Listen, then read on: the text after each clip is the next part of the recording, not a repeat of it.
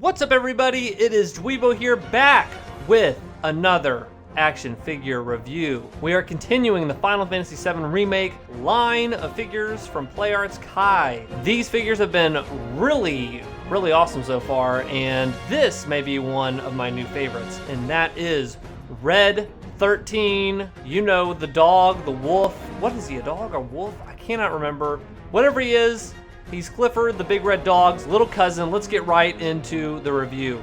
First thing I thought of when I took him out of the box was, where are the freaking accessories? There are no accessories with Red 13, and the prices of these keep going up. I paid, and you also are gonna pay in the range of $160-ish for this figure. So I'm paying more than I ever have, and I'm getting less than I ever have with these figures. That said, he is about 15 inches long. That's what she said. If you're counting his awesome tail, which we're gonna get to all this detail in a little bit, but from his head just to his butt or whatever is about 8 inches, 8.5 inches. He's a big puppy. The detail on this figure is amazing. You can see the individual fur on his body there. You can see the inscription 13. He's got the cool little tattoos on him. You can see in there every single detail is thought of. His hair, you can kind of move it a little bit. There's a little bit of bendability to it, and you can see where his hair kind of comes down. That can kind of move. There is just so many awesome features of this figure that, as I started discovering these things playing with it, it actually makes up for the lack of accessories for this figure. His tail is really cool.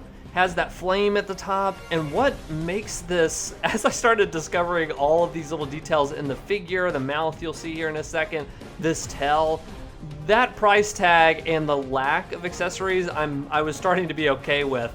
That tail is a rubber kind of, you can bend that around. Now, we've seen that in figures before, you know, bendable arms, whatever, in action figures. But this actually goes to this tip of this point, to this fire. I've never actually seen this in a figure ever. Maybe I'm just not in the figure game as much as I used to, but that actually contorts and goes into that flame from the bendable part. And the flame is actually kind of bendy-ish too, but I have just never seen that design in a figure, and I think that's worth mentioning. And I got a tip of the fedora to the creators of this figure. Bottom of the figure is also very detailed. As you can see, there's kind of a white difference of shade there. There, you can see the bottom of the collar is even detailed. Just everything, the paws, everything has a care and attention to detail to it that I love in this line while I continue to get it. On the top, you can see the materia right by his head. Very cool, tiny details that make this line just incredible to have it on a shelf. Something weird happened to me getting this figure and making this review. In the process of posing it, I will try maybe 1 or 2 different poses for these figures, but this one was so fun to do. I put it into 3 different poses. So the basic one, this next one I'm gonna show you here is him kind of jumping up like he's going to be attacking an enemy or something, and he actually sits on it pretty well. The tail is a great base to it. There is his legs and stuff. This didn't come with a stand. It's the first figure that did not come with a stand at all, which you kind of don't need it. He has 4 points usually of contact, but this only has the 3 as you count like the tail, and you can see the legs there. But he looks really cool on this, and you can open his mouth pretty wide for that.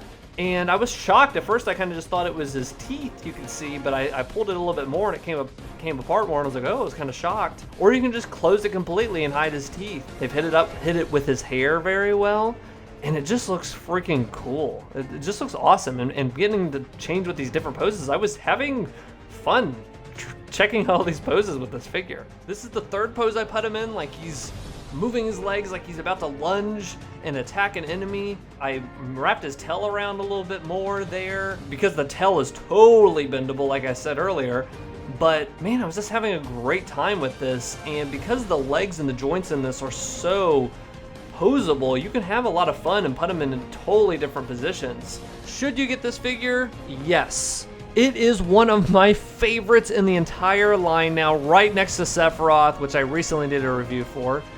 And the posability and how cool this thing can look, you can put this in a million different situations. Attacking Sephiroth, pushing Irith down the stairs. I don't know, go crazy. The lack of accessories scared me at the beginning, but the fun that I had posing this thing and the scenarios that you could put this figure in, I think it's gonna look great on my shelf with the other figures in the line.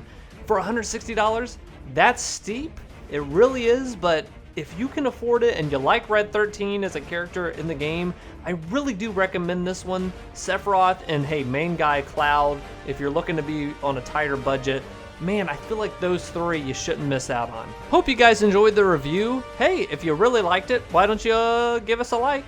And subscribe to the channel if you want to see more of these figure reviews. I'm going to continue reviewing each of the figures in the line as they release.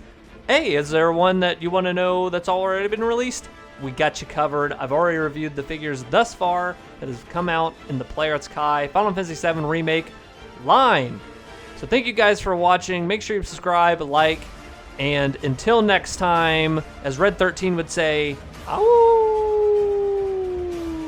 Actually, he speaks. What am I talking about? See you later.